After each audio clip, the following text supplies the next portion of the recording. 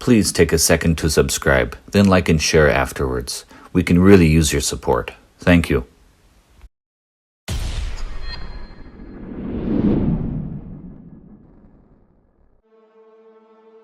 In our previous episode, we looked at the mystery of the dark resurrection, as the enemy mimics all that God does in his quest to be like the Most High. And before we move on, it is important to outline one key component of this dark resurrection. In the book of Ezekiel, we read about the Valley of Dry Bones, and how it was a prophecy of Israel's return to our modern world, written 2,600 years earlier. After the Six-Day War and Israel's victory over Egypt, Syria, and Jordan, the land of Gaza and the Golan Heights were released. The Arabs of the coastal strip of Gaza was no longer under Egyptian rule. The West Bank was no longer under Jordanian rule, and the Golan Heights were no longer under Syrian rule.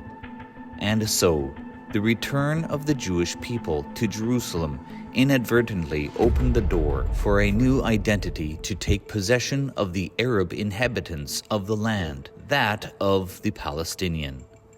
The Arab inhabitants of the land began assuming the form of Israel's ancient enemies, the Philistines, and the Philistine soldiers.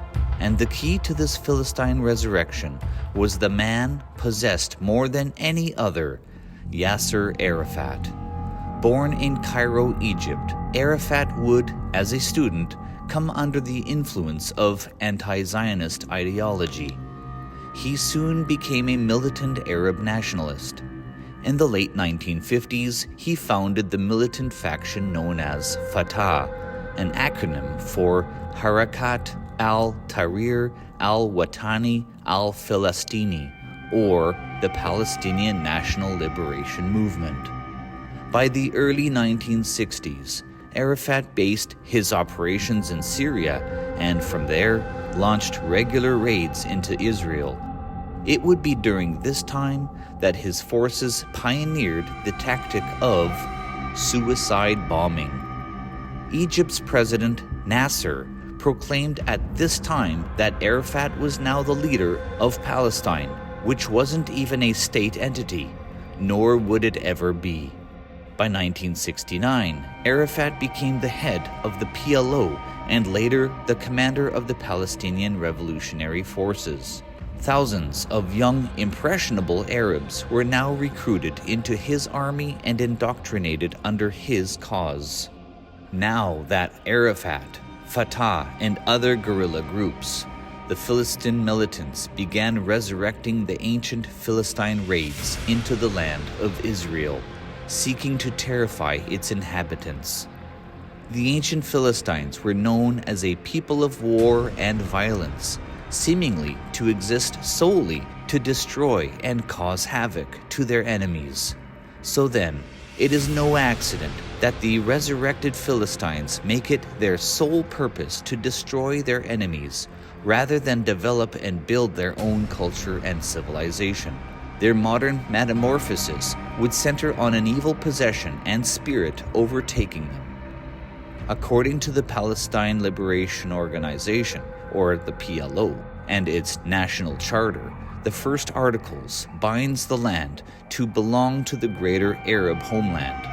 This, of course, is not surprising, because the greater purpose for Islam is to eventually take over the entire world and install a global caliphate. The articles of the 1968 charter highlights liberation, which infers the forceful removal of Israel from the land, and the establishment of Israel in 1948 as entirely illegal.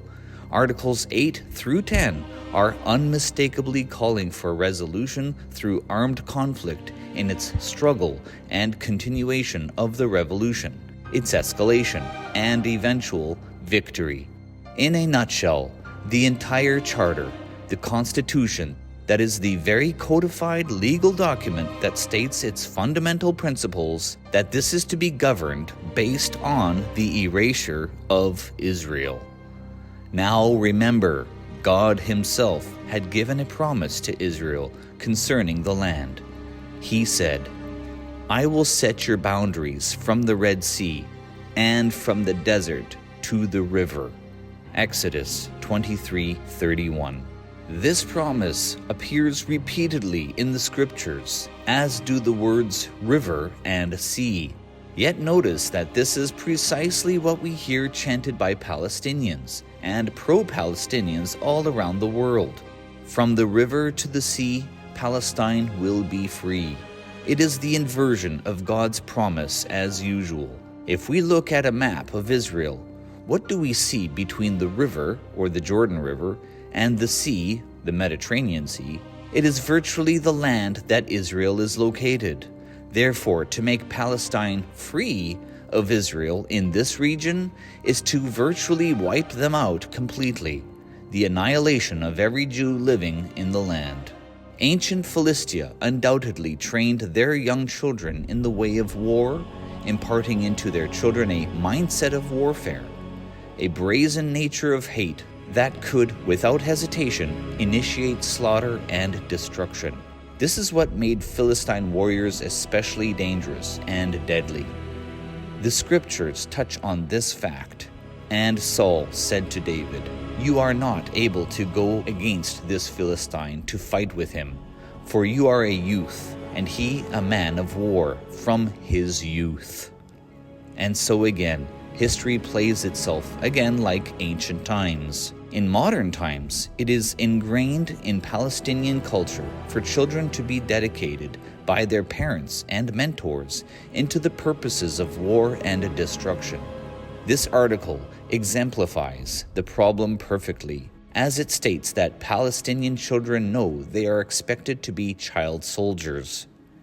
For children in the West, summer camps evoke images of play, sports, arts, boating, and campfires. For the Palestinian children, it's about rifles, automatic firearms, military training, loading ammunition, and instructions on committing murder. Leaders like Yasser Arafat wasted no time in the indoctrination of the youth and teaching them to hate the Jews. Palestinian kindergartens were used to indoctrinate 4 to 5-year-olds into bloodshed. With toy guns in hand, they were trained to perform military operations and carry out mock executions of Israeli soldiers. So ingrained is it in their culture that parents were proud when their kids detonated themselves while taking out another Israeli. One father says, "I am very proud of what my son did, and frankly am a bit jealous," says Hassan Hatari, father of the young man who carried out an attack outside of a disco in Tel Aviv. Another says, "I wish I had done the bombing. My son had fulfilled the Prophet Muhammad's wishes. He has become a hero. Tell me, what more could a father ask?" In Hamas-run kindergartens, signs on the walls read, "The children of the school are the shaheeds of tomorrow." Classroom signs at Al-Najah University State read, "Israel has nuclear bombs. We have human bombs." Up next, behind the world's rage against the Jewish people is a spiritual entity, and we see the handing down of mantles, the overlapping of players, converging of movements, and the passing on of the torch.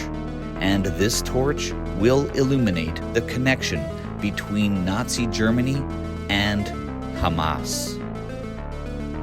Here on Secrecies Uncovered.